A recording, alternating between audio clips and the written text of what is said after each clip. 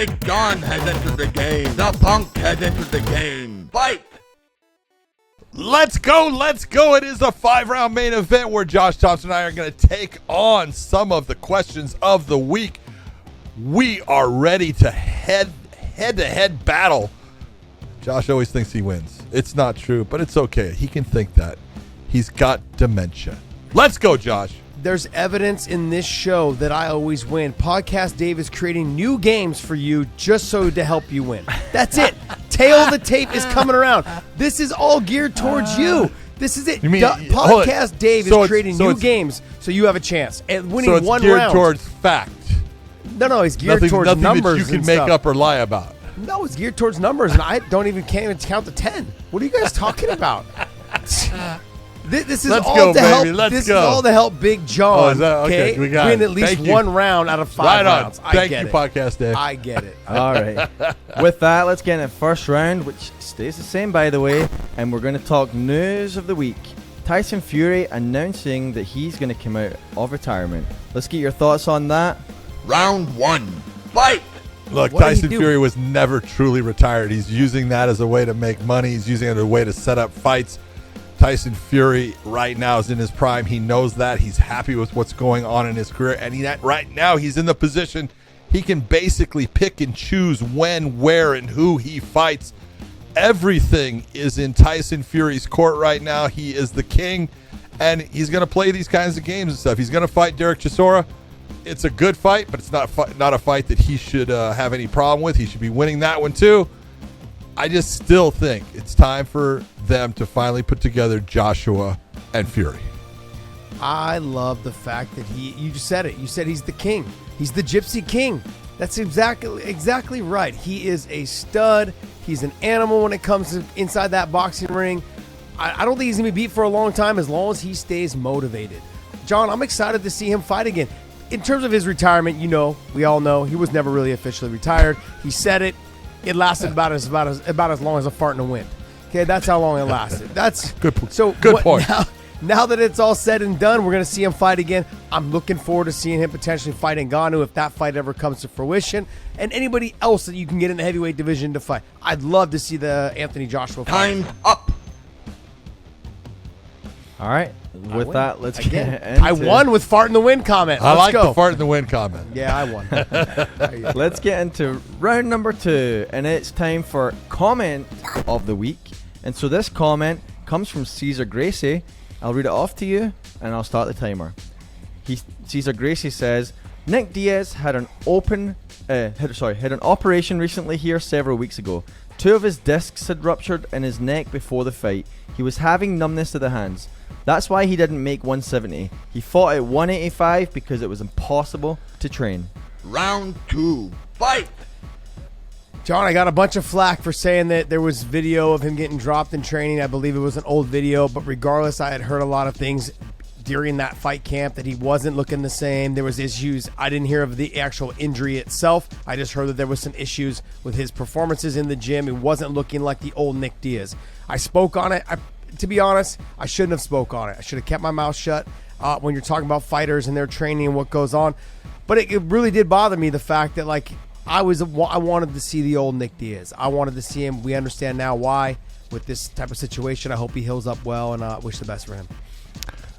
All I can say is this, coming from personal experience. Aljamain Sterling took time off because he was having problems with his neck, having problems with disc, and it was making it to where he had numbness. And it's not only numbness, it's weakness. Josh, I've had 3 neck operations. I can tell you, my thumbs to this day are still numb. And your strength completely changes. Your ability to do things completely changes. You can't take the same kind of pressures. Everything is different, and it will absolutely affect your ability to train. I look at it and say, is it an excuse? Yeah. But if it was really happening, it's a true thing, and it's something that you just can't work your way through. I believe him. I agree. All right. So with that, it's time to get into round number 3. We have a brand new entry for you guys with Tail of the Tape. So this week, we're going to do Tail of the Tape. And the name of this game is to guess the stats on tail of the tape. Now, obviously, weight is not on there because you guys will know the weight of the fighter based on where they fight. Well, close. So instead, I added where they were born. And so the fight that we have this week is Adesanya versus Pereira. And so we'll go through. Josh, you're going to guess for Adesanya. John, you're going to guess for Pereira. You're going to guess each of the stats. And then we'll reveal each one as you guys guess them. Let's go. Round Spit it out, 3. Dave. Fight. Spit it out there. All right. So for Adesanya, Josh, what you got for age? 32. John, for Alex Pereira, what you got for 34. age? 34. All right. Let's play this and see. All right. Oh, Both he's of you are 35 wrong. now? Shit. I didn't know his You're wrong, too. I You're- said 32. You're, I was, you're off but I like was am. closer. I was closer. No, you. I was closer. All right. Your math is outstanding, dude. I went first. I was closer. Josh, for height, what you got for Adesanya? Oh, I want to That's say easy. he's 6'2". No. John, for 6'4". Alex Pereira? 6'3". Even though he's just as tall as Adesanya, but they list him at 6'3", but he's actually just as tall, which Adesanya is 6'4". Oh, for see? 6'4". The last time I watched him, they said they put him at 6'3". And I'm going off the UFC's thing because that's No, their you're thing. not. Now you're making. Yes, I am. That's their thing. See, that's a minus point deduction for lying. All right. Did I not? I said he's actually 6'4", but they listed him at 6'3". Thank you very much. Podcast Dave, take a point for lying. Take a point, okay? All right. Let's go to reach for Adesanya, Josh. Oh, I want to say it's. I'm gonna say 82. Oh, way too long. Way too long. Way too John? long. Probably Way too 78 then. 78. Josh, you're saying 78 for Pereira? No. he said He's, 82. I said Okay. 82. I said 78. John's what you really into this game. It's what the you only saying for chance he Pereira, has of John? beating me. That's why. He's I said got the Pereira only 78. You're saying 78 for Pereira? Yeah, it might be 79. Wait, so you're saying 79 for Pereira or 78? I was right, 79. I said 82. Oh, wait, you said 70. You said 78, John, so we go off your original answer. Damn. I said, 82. yeah, I did. Damn it, Jim. I said could One be guess, 79. everybody knows the rules. All right.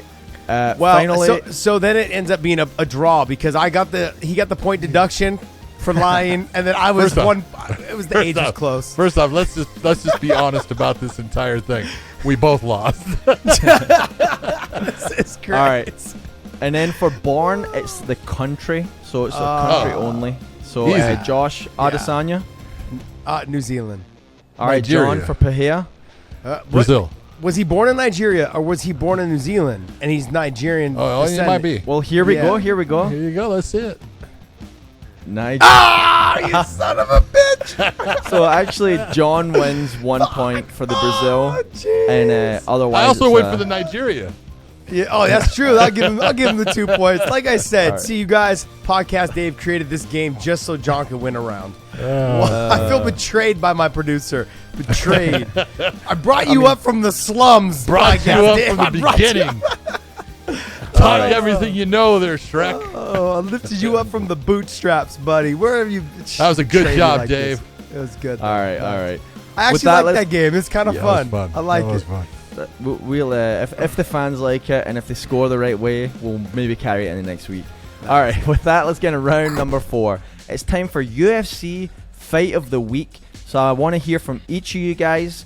No timer on this, so just make sure we keep it brief. Which fight are you most excited about right now this week? And not that's happening this week, but just right now, which fight are you That's most coming excited up. about? Fights that have been announced that haven't happened yet. Right. Who you Okay. got in the fight, and Got it. how do you have them winning? Round You want to go 4. first or second, Fight. baby? I'm gonna go first on this one because I don't want you Go. to steal my fight. But All you're, right, I don't think you would steal my fight anyways because I'm a straight up homer. Islam Makhachev versus Charles Oliveira. That's the Okay. fight that I'm most excited to see. He's my boy, and I think Charles is gonna get. I think he's gonna get submitted.